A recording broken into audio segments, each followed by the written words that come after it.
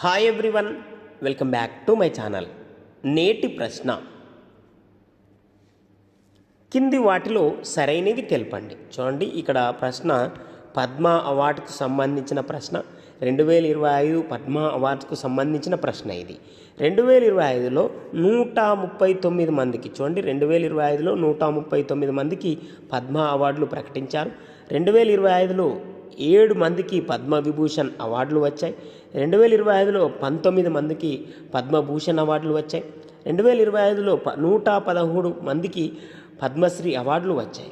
ఇక్కడ 2025లో 23 మంది మహిళలకు, 10 మంది విదేశీయులు, 13 మందికి మరణానంతరం పద్మ అవార్డులు వచ్చాయి.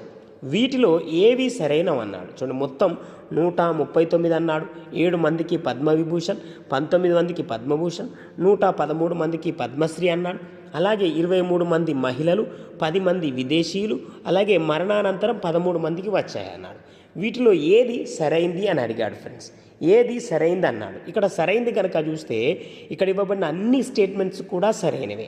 అనగా 139 మందికి వచ్చాయి పద్మ అవార్డ్స్లు, 7 మందికి పద్మవిభూషణ్, 19 మందికి పద్మభూషణ్, 113 మందికి పద్మశ్రీ, 23 మంది మహిళలకు, 10 మంది విదేశీయులకు, అలాగే 13 మందికి మరణానంతరం వచ్చాయి. అనగా ఆప్షన్ 1 అనేది సరైన ఆన్సర్. ఆప్షన్ 1 అనేది సరైన answer. Please like, share and subscribe to my channel. Thank you.